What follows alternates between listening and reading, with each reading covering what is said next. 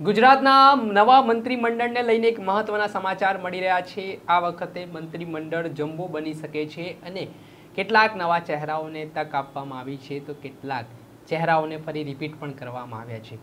ત્યારે ગઈકાલથી જ ગાંધીનગરમાં જબરજસ્ત હલચલ ચાલી રહી હતી અને હવે એવા મહત્વના સમાચાર મળ્યા છે કે 23 જેટલા ધારાસભ્યોને મંત્રી પદ માટે ફોન આવી ચૂક્યા છે।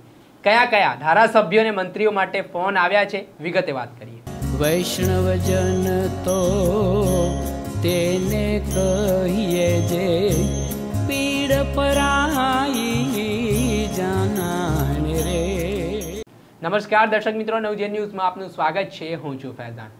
ગુજરાત સરકારના મંત્રીમંડળની આજે સત્તાવાર જાહેરાત થવાની છે। સાંજે શપથ ગ્રહણ સમારોહ યોજાવાનો છે। ત્યારે જોરોશોરોથી ચર્ચા ચાલી રહી છે। આ વખતે નવા ચહેરાઓને તક મળી શકે છે ને અત્યાર સુધી જે અપડેટો મળી રહ્યા છે તે મુજબ 23 જેટલા ધારાસભ્યોને મંત્રી પદ માટે ફોન આવ્યા છે, જેમાં કેટલાક મંત્રીઓને ફરી રિપીટ કરવામાં આવ્યા છે તો કેટલાક ધારાસભ્યોને મંત્રી પદ માટે ફોન આવ્યા છે। જેમાં એક લિસ્ટ સામે આવ્યું છે, તેમાં 23 જે નામ સામે આવ્યા છે એ કયા 23 નામ છે તો સૌપ્રથમ આપણે વાત કરીએ 23 નામની તો પુરુષોત્તમ સોલંકી જેઓ મત્સ્ય ઉદ્યોગ રાજ્ય કક્ષાના મંત્રી હતા, તેમને મંત્રી પદ માટે ફોન આવ્યો છે। કુંવરજી બાવળિયા જેઓ પુરવઠા વિભાગના મંત્રી છે, તેમને ફરી રિપીટ કરવામાં આવ્યા છે। પ્રફુલ્લ પાનસેરિયા જેઓ રાજ્ય કક્ષાના શિક્ષણ મંત્રી છે, તેમને ફરી રિપીટ કરવામાં આવ્યા છે। ઋષિકેશ પટેલ જેઓ આરોગ્ય મંત્રી હતા, તેઓને ફરી ફોન આવ્યો છે। સાથે જ કનુ દેસાઈ જેઓ ઉર્જા મંત્રી હતા, તેમને ફરી ફોન આવ્યો છે આ મંત્રીમંડળને લઈને। હર્ષ સંઘવી જેઓ ગૃહ રાજ્યમંત્રી હતા, તેમને ફરી ફોન આવ્યો છે।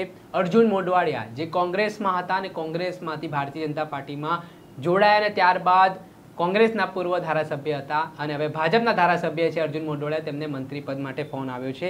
સાથે જ કાંતિ અમૃત્યા, આ નામ ખૂબ ચર્ચામાં રહ્યું છે, ગોપાલ ઇટાલિયા સાથે જે મોરાને લઈને ચર્ચામાં આવ્યા હતા, તેમને મંત્રી પદ માટે ફોન આવ્યો છે। નરેશ પટેલ જેઓ આદિવાસી સમાજમાંથી આવે છે, તેમને મંત્રી પદ માટે ફોન આવ્યો છે। પ્રદ્યુમન વાજા જેઓ કોડીનારના ધારાસભ્ય છે, તેમને મંત્રી પદ માટે ફોન આવ્યો છે। અમરેલીના ધારાસભ્ય કૌશિક વેકરિયાને મંત્રી પદ માટે ફોન આવ્યો છે। સ્વરૂપજી ઠાકોર જે વાવ વિધાનસભા સીટ પર થોડાક સમય પહેલા જે પેટા ચૂંટણી યોજાઈ હતી તેમાં તેમણે ભારતીય જનતા પાર્ટીમાંથી જીત હાંસલ કરી હતી, તેમને મંત્રી પદ માટે ફોન આવ્યો છે। સાથે જ ત્રિકમ છાંગા, તેમને મંત્રી પદ માટે ફોન આવ્યો છે। જયરામ ગામિત જેઓ દક્ષિણ ગુજરાતમાંથી આવે છે, તેમને મંત્રી પદ માટે ફોન આવ્યો છે। જીતુ વાઘાણી જેઓ પૂર્વ શિક્ષણ મંત્રી હતા, તેમને ફરી એકવાર તક ગુજરાતના મંત્રીમંડળમાં મળી શકે છે। દર્શનાબેન વાઘેલા જેઓ અમદાવાદના અસારવાના ધારાસભ્ય છે, તેમને મંત્રી પદ માટે ફોન આવ્યો છે। રીવાબા જાડેજા ક્ષત્રિય સમાજની જે નારાજગી છે એને દૂર કરવા માટે આ મહત્વપૂર્ણ નિર્ણય સરકારનો કહેવાઈ રહ્યો છે। સાથે જ પીસી બરંડા જે પૂર્વ આઈપીએસ અધિકારી છે, ભિલોડા મેઘરજના ધારાસભ્ય છે, તેમને મંત્રી પદ માટે ફોન આવ્યો છે।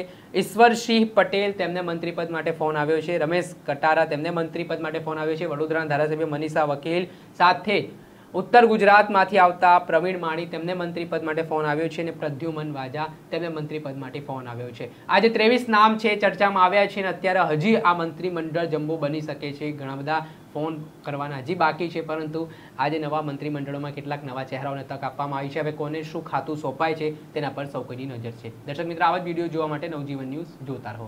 વૈષ્ણવજન તો તેને કહીએ જે પીડ પરાઈ જાના।